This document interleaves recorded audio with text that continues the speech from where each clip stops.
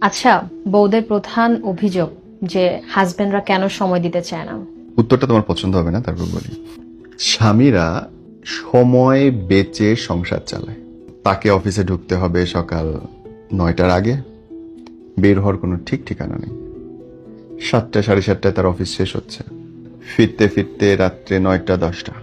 সকাল 7টা থেকে এই রাত 10টা পর্যন্ত একটা মানুষ দুই পায়ের উপরে দাঁড়ায় মস্তিষ্কের পূর্ণ ব্যবহার করতেছে, বসদের অকথ্য ভাষার গালিগালা সহ্য করতেছে, সহকর্মীদের বাজে রাজনীতির শিকার হচ্ছে, গরমে ঘামতেছে, টার্গেট ফিল আপের প্রেশারের মধ্যে আছে সারাদিন। ওই যে আখ যেভাবে চেপে রস বাইর করে, সেরকম করে রস বাইর করে যখন ছ্যাবড়াটা ঘরের মধ্যে ফেললো, তার শরীরে কি আর প্রেম থাকে নাকি তার তখন পূর্ণিমার চাঁদ দেখার মন থাকে? থাকে না তো। সারাদিনের ক্লান্ত পুরুষটাকে যখন বউটা পাচ্ছে, তখন সে দেখতেছে যে অর্ধমৃত প্রায়। তখন তার কাছে ভালোবাসা চাচ্ছে, পাচ্ছে না। আর পুরোটা দিন যে তার জন্য ওয়েট করতেছে, একটা রোমান্টিক ওয়েদারের মধ্যে বউটা আছে, তার মনে হচ্ছে আমার জামাই আসলে আমি করবো করবো। জামাই ফেরা মাত্র তার মুখ দেখে মেজাজ খারাপ হচ্ছে, দূর আমি এই লোকটার জন্য করছি। এখন বোন, তোমার মনে হইতে পারে যে এত কাজ করার কি আছে। এত কাজ না করলে তোমার গায়ে যে সাবানটা দিয়ে তুমি গোসল করতেছো সেটা থাকবে না।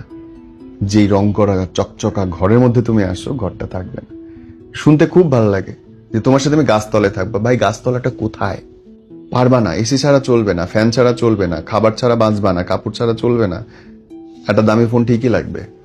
যদি তুমি সুখে শান্তিতে থাকতে চাও, জামাইয়ের কাজে কোনোদিন বাধা দেওয়া যাবে না। তুমি পয়সা ইনকাম করার জন্য, সোশ্যাল স্ট্যাটাস বাড়ানোর জন্য জামাই যা যা করতেছে সবকিছুতে সাথী হবা। তুমি কি করতে পারো, সন্ধ্যার পরে যদি ওর ফিরতে লেট হয়, কোনোখানে বন্ধু বান্ধবদের সঙ্গে আড্ডা দেয়, তুমি বলতে পারো তুমি কই আছো, আমি একটু আসি তোমার সাথে, এক কাপ চা খাবো।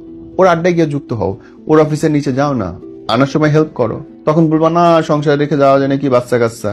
ও তখন ডিস্টার্ব হয়ে গেল, তখন নিজের অনেক পয়েন্ট এসে গেল। তাহলে হাজবেন্ডটা মানো। জাস্ট মাথায় রাখবা, সুখ চাইলে, স্বস্তি চাইলে জামাইয়ের কাজে বাধা দেওয়া যাবে না, সময় চাওয়া যাবে না। আর যদি সময় চাও, তাহলে গড় জামাই বিয়ে করে বই দাও, বাপের টাকায় খাবে, সারাদিন তোমার সাথে গুটুর গুটুর গল্প করবে।